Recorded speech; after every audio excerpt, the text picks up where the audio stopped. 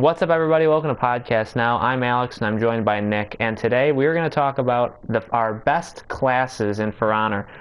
So, who we think is the best. We're going to go a little into that. We're going to maybe talk about our favorite characters, as well as if you're just starting out. So, Nick, we got one from each faction, and it's on my screen, and we're going to go top to bottom. And these are in no order. These are just three of the best. These are one from each one. Three best, we think, are the three best classes. Right. So Nick, tell us about the Warden. We're gonna introduce them in an order, but there's no 1, 2, 3. No. Number one best. So first off, we're gonna start with the Warden. Yes. Now, the Warden's really good. It's perhaps the most basic character, and that doesn't mean that he's bad. He's like the purest form of the For Honor character, even more pure than the other two Vanguards. So that's why he gets one of these spots, because he's just, you can handle any situation with him with the same difficulty, I think, which is, right. Some other classes excel at fighting other enemies, and he's well balanced. He's pretty uniform across the board. Yeah. I think he kind of has a lot of the strengths of some of the more likable characters, and he kind of resembles the best of, maybe not even the best, but he's a character that you can jump into. Also, he's a beginner kind of character as well, if you're just trying to get into it, I think. So that is the Warden. Well, the next two aren't so easy to just jump into. They're actually both rated hard to play. Yes. So the next we're going to do the Berserker. That's the Viking assassin. Yeah.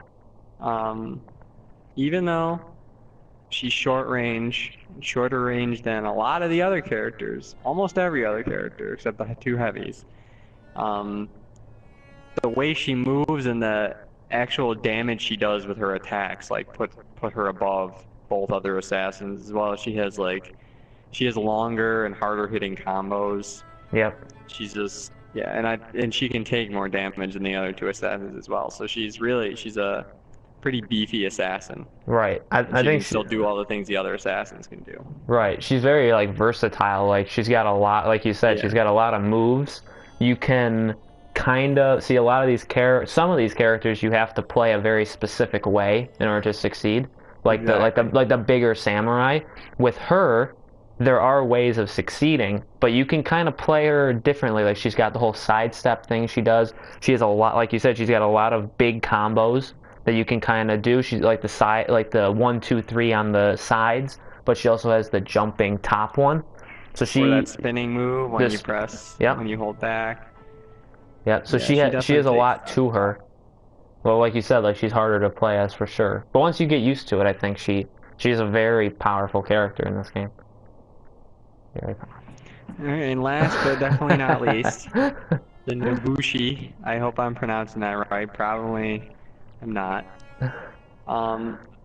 This little lady. She's almost OP. Almost. She's not, but she almost is. Yeah.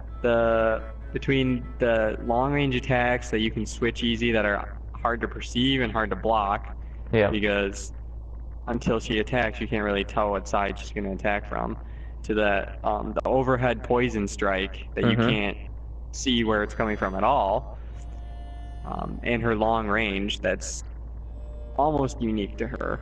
Right. Really, the only other character with the same long range really is honestly none. The Lawbringer and the Valkyrie get close, but or the Kenshi. They have to move at their range. They have to move in order to do their attack. She just stabs and stays in the same place. Right, and she leans too, which is kind of cool actually. In her animation, she'll kind of lunge on one foot. So her guard break, where she drop kicks people on the head. Yep, that is very, very effective. But she's not OP.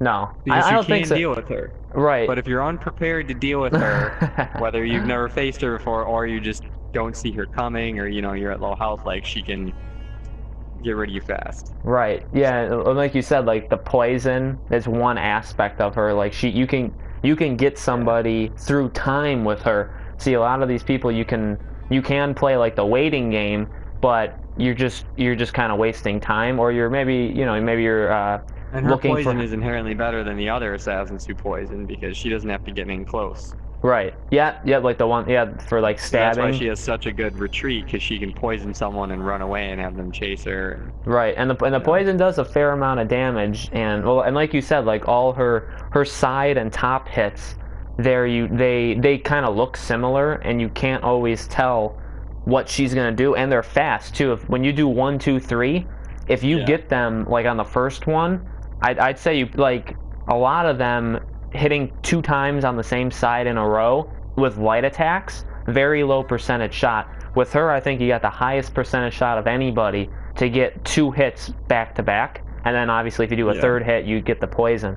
So but you're right, she's not overpowered because out of all 3 of the hybrids, she's the most versatile, which really matters when you're talking about best character. Right, who's gonna serve you the best in every situation. Right, and I mean we've beaten her before, so like she's not undefeatable. I played as her a little. I thought she was very, very good, but then a guy kind of got up close and personal on me. Like he got really close and he started hitting me. I didn't expect that, and he beat me. So that's how he kind of handled the character. So she's the same as every other character with, people know how to beat her, but she has more options you can do to counter someone. Right. Sometimes you play a certain character and you really only have 1 or 2 or 3 paths that you can go. Usually no more or no less than 3. But with her, you have 5 or 6 paths, and you can, like cross. You have lots of things you can do when you're stuck in a situation. Right. So Nick, what's your favorite class in this game? Or what's your favorite character? Okay. So those are our 3 best, but none of those are actually my favorite. My favorite, it's a tough pick. Even though I'd say XP will prove I am best with the Lawbringer, my favorite's honestly the Valkyrie. I don't know, there's something about her, I keep going back. I'm not very good at her. She's not, honestly, she's a little less versatile than the Berserker, but I like her. I keep playing her. I really like her. She's, definitely gonna pick her as my favorite class. There's 2 close seconds, but she edged out on top. Actually, 3 close seconds, but she edged out on top. Who's your in the running? Who is the other people? The Lawbringer, the Warden, and the Orochi. Those are good ones. And how about yourself? Well, I am gonna stick with old reliable. Now, when the beta came out, and I put in for it, Nick put in for it, Tyler put in for it, I put in for Samurai. I like Japanese culture. I want to go to Japan. I want to visit it. It's been like a thing I want to do. I picked the Samurai in that. I played only as the Kenshi in the beta. You can see it on my screen. He's the highest level I have here. I've played him a lot. He's really good. Now, he's not as fast as like our top one in what we were just talking about. He does have speed to him. And he is very much longer range in a way, where his sword is pretty long. Yeah, he's just the longest range out of the 3. Yeah, he's just a lot of fun. Like I got good with him early on, and I feel comfortable. And we've talked about that a lot in all the videos we've done. Is you get comfortable with characters, and this is who I got comfortable with. You know their strengths, and you know their weaknesses, and you got to play. Right. Play to their strengths and try to avoid their weaknesses. Right. So Nick, if somebody just started playing and you said, well, this is the character that's easiest to just jump into, one person, who do you pick for your one person? Well, it's hard to pick one, but I have a gun to your head, and I'm asking you. You should notice that all 3 of the Vanguard class, the 3 basic class, the Warden, the Raider, and the Kenshi, are all free for a reason, because they're, they're honestly, out of the whole bunch, they're the most versatile in terms of they do about the same. They excel the same towards every class. There's not one class that they excel to be better than another. which is good when you're first starting out and you're trying to learn the game. Right. When everyone else seems like they're the same difficulty to beat versus your character, then it helps you learn how to play. So that's what I'd recommend. But you don't want to pick that, and you want to pick something safer or a little more on the OP side. A little risque. Yeah. The Warlord and the Conqueror are considered, and they're very good if you want something that you can get hit a lot and you can still recover. Not that they don't have potential to be. I've come back like 3 or 4v1 with one of them. They are good characters, but if you want something that's can get hit a lot and take a lot of beating when you're starting out, you could pick one of them. Yeah, if you don't care about that and you want the opposite, where you want to just do as much damage as possible, wouldn't recommend that. But some people consider the Orochi and the Nobushi to be OP. Yeah. I personally don't, but a lot of people do, so I'm gonna throw it in there. Is there a character that you think, and this is unscripted, so we're going off script, is there a character you think is the hardest to play, and is there a character that you just downright don't like how they play?